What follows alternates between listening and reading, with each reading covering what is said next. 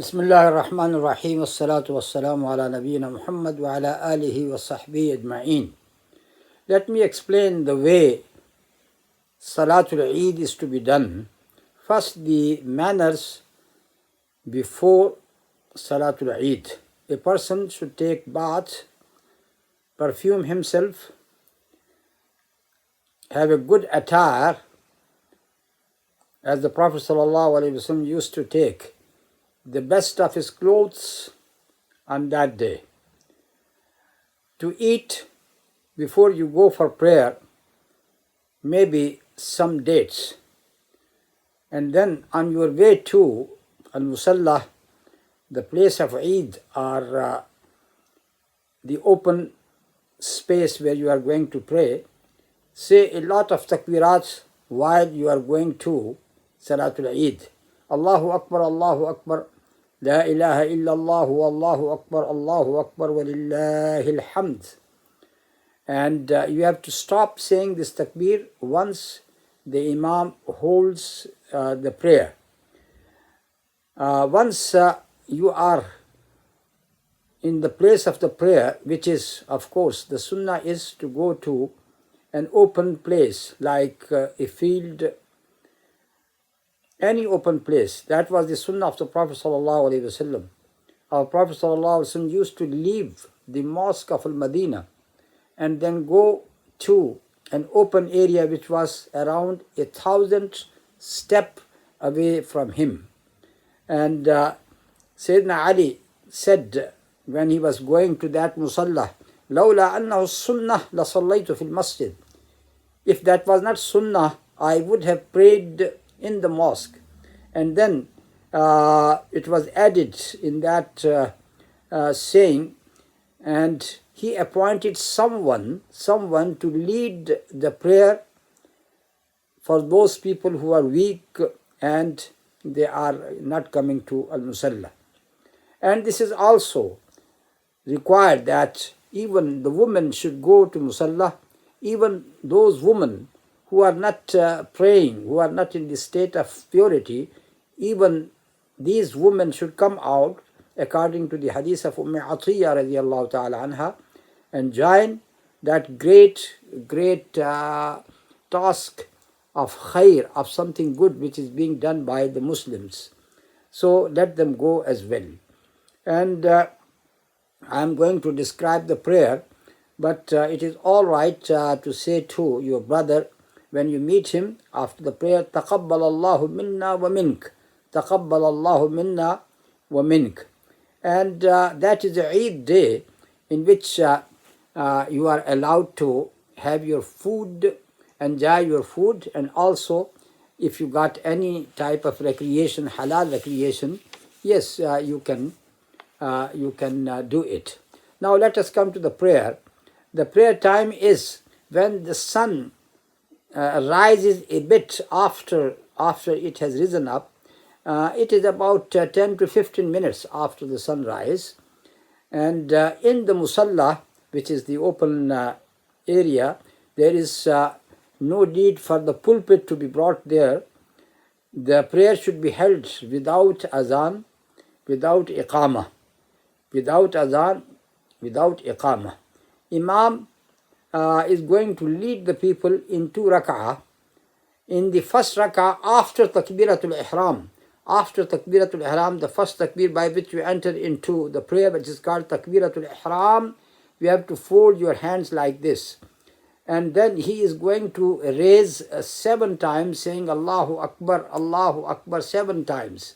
So these are the 7 additional takbirat, which is going to be followed by the recitation Surah Al-Fatiha, and according to the Sunnah, you can read Sabbih Isma Rabbikal A'la.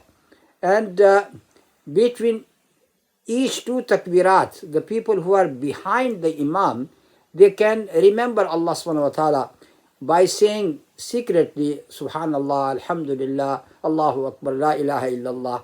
So they have to fold their hands like this right from the beginning. And each time they have to raise your hand. You have to raise your hand and then fold it once again, that is 7 times. Followed by the recitation ruku', sujood, and after sujood, when Imam would say Allahu Akbar, that is takbiratul qiyam. And after takbiratul qiyam, once again, the Imam has to say 5 additional takbirat, Allahu Akbar, 5 additional takbirat, followed by the recitation, which is now in the second rak'ah. If you have read Suratul Ala, then read Suratul Ghashiyah in the second rak'ah. And after that, the Imam has to deliver khutbah. And there is no such authentic hadith which suggests that there should be 2 khutbah. Even 1 khutbah is enough. But if someone wants to do 2 khutbah like Jum'ah, then there is nothing wrong with that. In this khutbah, he should say, he should start like the Jum'ah khutbah, Inna alhamdulillah nahmaduhu wa nasta'inuhu. And he has to say a lot of takbirat. About 7 times, 9 times he should say this takbirat, Allahu Akbar, la ilaha illallah, wallahu Akbar, Allahu Akbar, walillahi alhamd. There is no nafil prayer before this prayer, Salatul Eid. There is no nafil prayer after the Salatul Eid. And if that is a Friday, then of course the Prophet ﷺ said, Istama al-yawma Eidan. 2 Eid are combined today. So if you have prayed Salatul Eid, then if you want to pray Jum'ah, as the Prophet ﷺ has prayed Jum'ah as well, when it was a day when 2 Eids were combined, but he has given this permission that if someone does not want to come for Jum'ah, he is allowed to do that. But it does not mean that he is not going to pray Zohar. Yes, he has to pray Zohar, and he can pray it at home if he is not coming to the mosque. Now we are coming to our own time because of this epidemic or pandemic, when we are not allowed to attend the mosque. Then, because it is at the most it is wajib. Others say it is a sunnah muakkada Salatul Eid. So if you miss it in the mosque, which we are going to miss, then you are allowed to pray it at home. Pray it at home. And this is what Sayyidina Anas ibn Malik used to do. Whenever he missed his prayer, Salatul Eid, he would pray at home with the member of his family, 2 rak'ah, just 2 rak'ah, not 4 rak'ah, 2 rak'ah. And his free slave, Abdullah ibn Abi Utbah, is going to lead him in that prayer. So this Salatul Eid it could be held individually, just one person, if he is just one person at home, 2 rak'ah, and with his family, let alone he is with his family, then it should be allowed as well.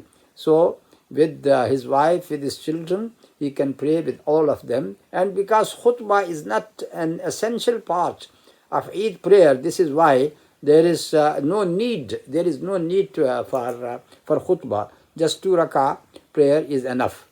And if there are some women, there is no man there, then a woman can lead them in the prayer as well, like the hadith of Waraqa, who was allowed by the Prophet ﷺ to lead the household in the prayer. And these are the main features of Salatul Eid. And you have to pay Sadaqatul Fitr before Salatul Eid. Sadaqatul Fitr, which is about 2.5 kilo, which is equal to 1 sa'. 1 sa' of dates, of rice, of wheat, of barley.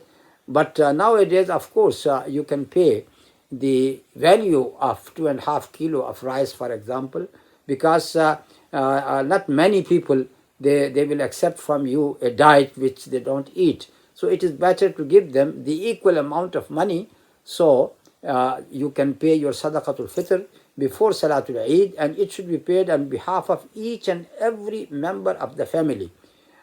Even on behalf of that child who is born before sighting the moon of Shawwal, because it is Sadaqatul Fitr. So it is also to be paid on behalf of that child. According to Imam Ahmad, even if the child is born on the night of Eid, means after the sighting of the crescent, then still it is mustahab, and you can pay on his behalf as well. Even a poor person, he should pay his zakatul fitr as well. It is for all. Only such a poor person who got nothing to eat at all, how is he going to give to someone else?